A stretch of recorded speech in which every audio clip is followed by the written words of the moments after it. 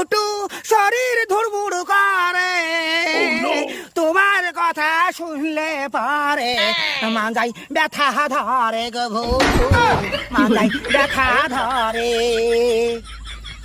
জানি গো জানি, আমি জানি তুমি আমার হবা রানী।